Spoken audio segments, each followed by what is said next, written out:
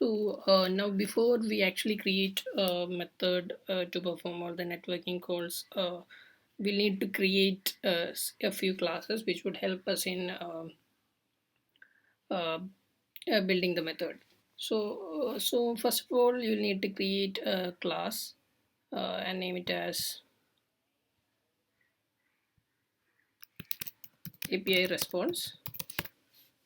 So what this class is going to be doing is that it basically acts as a wrapper to all the response. So once we receive a network response, we actually this class basically helps us in identifying all the error cases. Um it basically wraps all the errors in a customized way. So let's see how to do that actually. So I've actually already prepared the class for you. So let's copy. So this is basically the API response class. So it should accept a generic type T so that we can wrap all the responses within this class.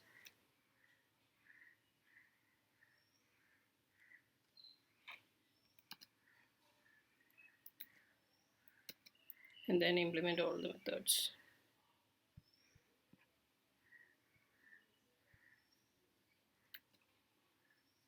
So again, as you can see here, we will actually pass, as we receive a network response, we pass the response status, the response data, I mean the response body, and then if there is any error, we can also pass that as well. So we'll do that by using this constructor. So that's all we have for this network response generic model. So the next thing that we are going to have is another class which basically determines the network response status, and we'll name it as response status. What this is going to have is that it will have two cases which will determine whether the network response was a success or a failure. So it would denote a 0 for success and failure for error. I mean 1 for error. The next class that we're going to have is a custom uh, interface that would decide the various cases like on success, on failure, on error, etc. for this network response. So just see, let's see what's how it's being done. So go ahead and create a class and name it as response listener. Click OK, and then add the following contents to it. We can see that the response listener also accepts a generic param, so it can actually be any data model. So or any for any response model, this interface can handle the response. Now that it's done, we'll so before we go further with the network response, we'll actually uh, uh, fix the errors within the view model class. So we have to implement a few methods in the view model that we have already created. So we'll have to add a constructor in main activity VM. Since its base view model has a constructor we have declared a few minutes before, we'll need to add a constructor within the main activity VM, which it extends from also. So click on the red bulb icon and click on create construct matching super. That's it, we have actually added the constructor. Now the next thing that we'll add in this view model is that we'll need to create a member variable for the data manager. So go ahead and create it as final data manager. Now we'll need to inject the data manager into the VM, since we are actually providing the data manager from dependency injection. This dot data manager equals data manager. Now that we have actually done with building the view model for the main activity, we'll now see how to implement the contents of the view model module that we have previously built, but I have not added the contents to it. So just go into the view model module and first of all make the view model module as abstract.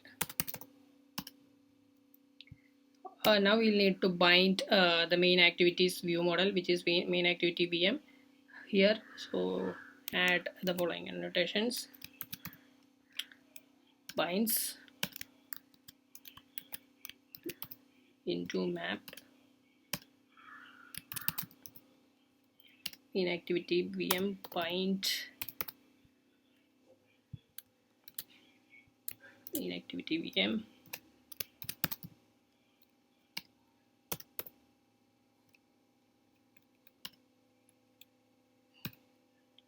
that's it. We have actually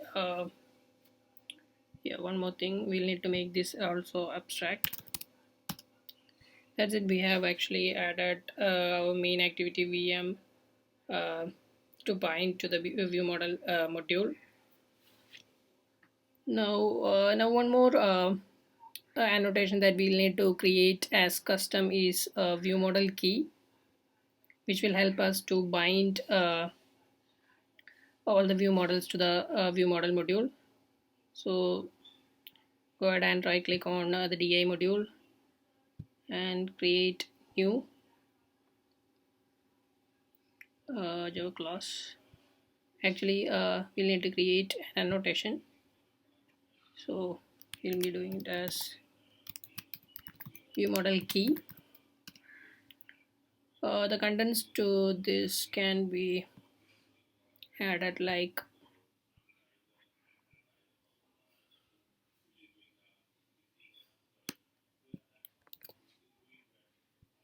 so. This is the view model key that we have created. So this is basically a custom annotation that we will be using to bind the view models to the view model module. So now that the view model module is now set, we need to add one the above created the before created annotation here as well, which is the view model key, and then in the bracket we can provide inactivity VM dot class.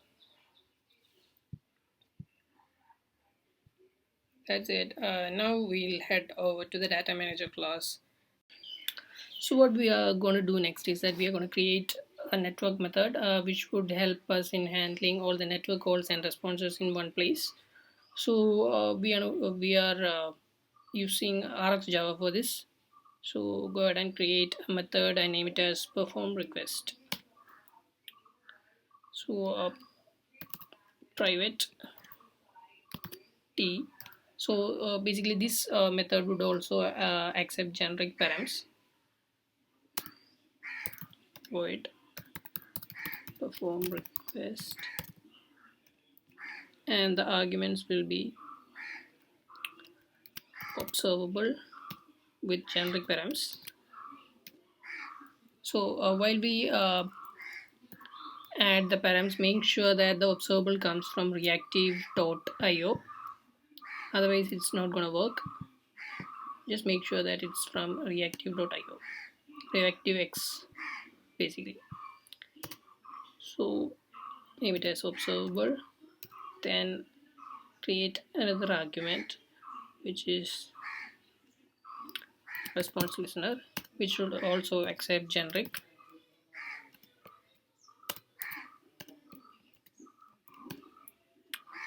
Next we'll need to take the observable and then subscribe on scheduler dot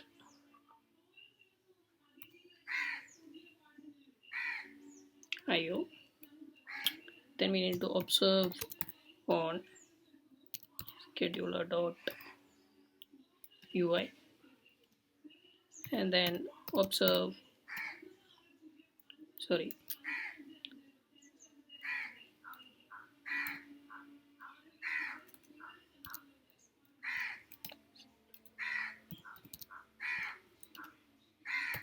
subscribe new observer t. Now that it is done, we are going to actually perform various functions within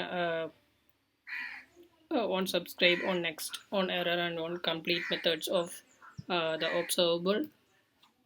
So in on subscribe method, what we are going to do is that we are going to actually ask the response listener to start. So once the response is once we receive one, so this basically asks the RxJava observable to start monitoring for the response, and on the on next method, actually the RxJava observable returns a successful response. So we can use it to pass the response to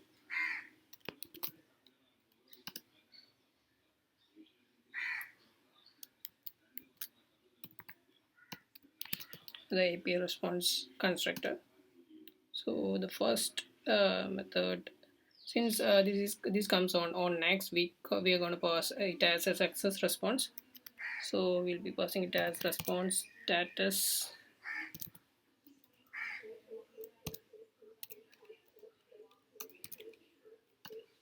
success, and the next parameter will be t, which is the response body, and the next one is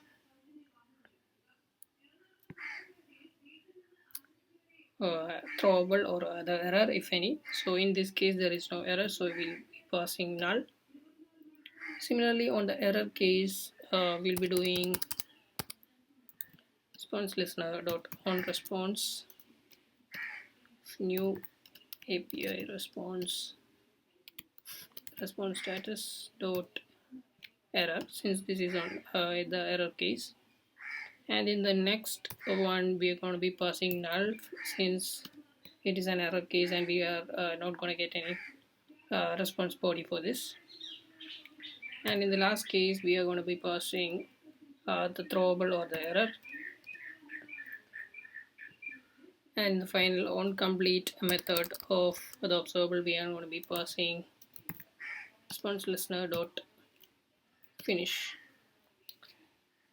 That's it. We have actually finished building a common method for performing all the network calls and handling further responses within the app.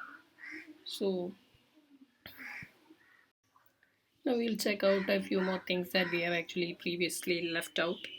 So one of them is the activity module. So first of all, we'll need to make the activity module as abstract. So what this activity module will contain is basically all the activities that we are going to be building in this app. So right now we only have a single activity, so we'll add that over here. So first of all, add the annotation, which is contributes Android injector. Then add main activity,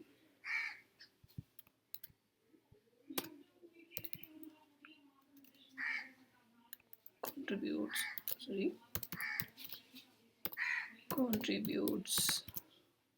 main activity.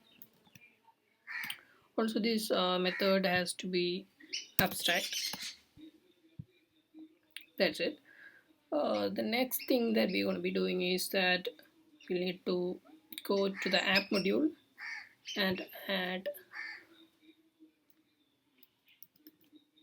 one more including module to this. app module. So add here it as the view model module.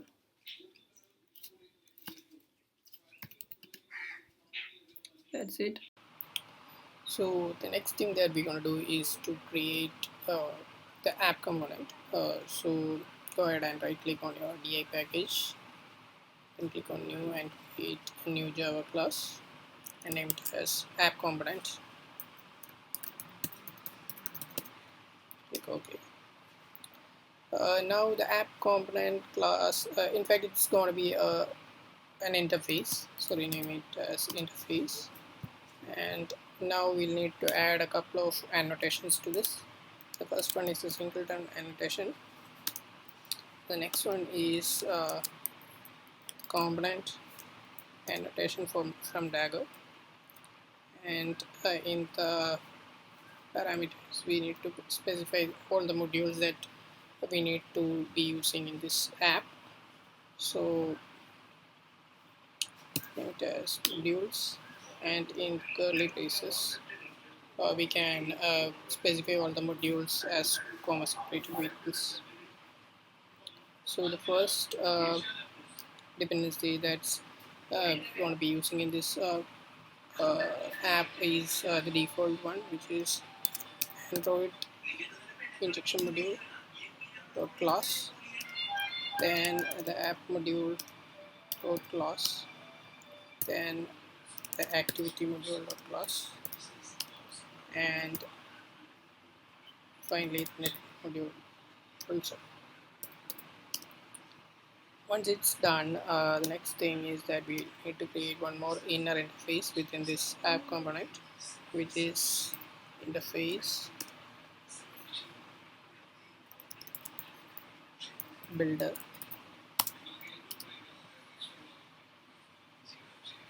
We need to add an annotation for this interface, which is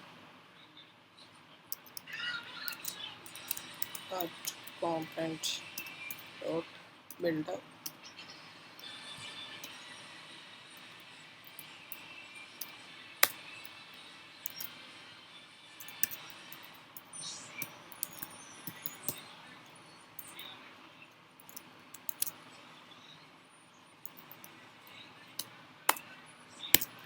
We will need these further in while building our application class for the app.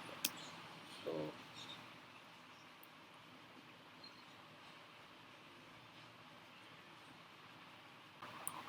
now we'll need to add one more annotation, which is binds instance annotation. Next, you need to create one more method, which is app component build. Now that the component for the app is now built, now the next thing that we want to build is the application class for the app.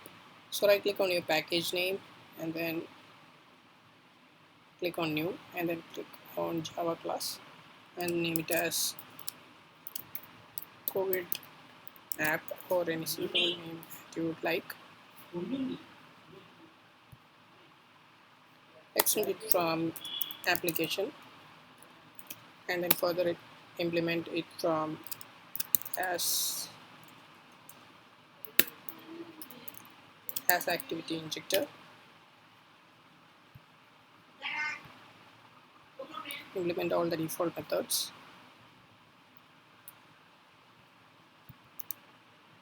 Change this as dispatching Android injector.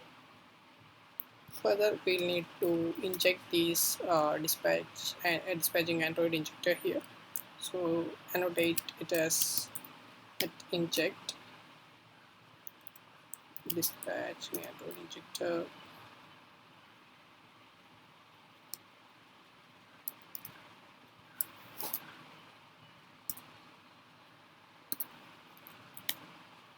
I'll return this here. Also override the onCreate method.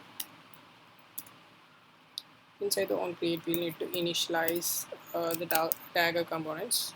so that all the necessary dependencies would be generated here.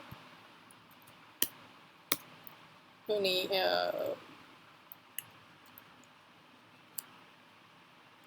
now the default class that will be generated for building the Dagger components is Dagger app component.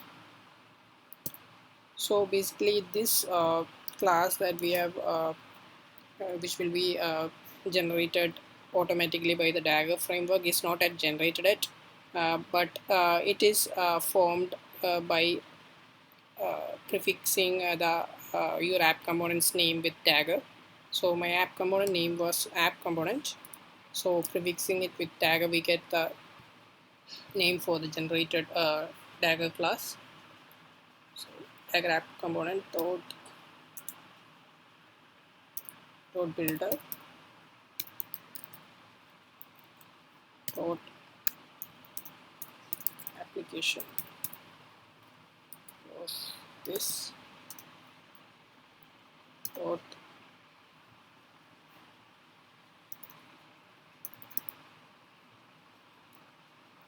build dot checked of this.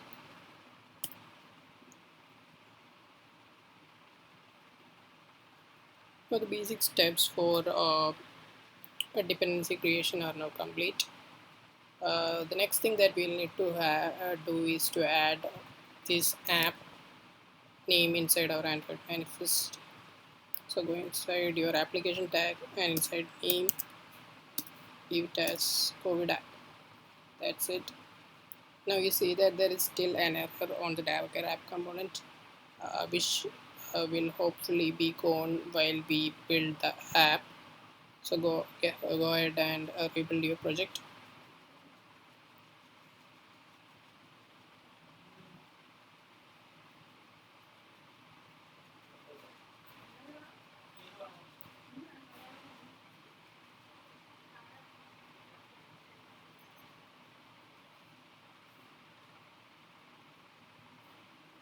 Wait for it to build.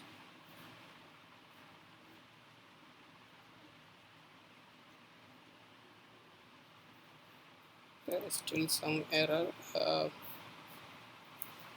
No, it's actually already built. Click Alt Enter. Now the inject method we'll have to define inside our app component. So go inside your app component and then add void inject of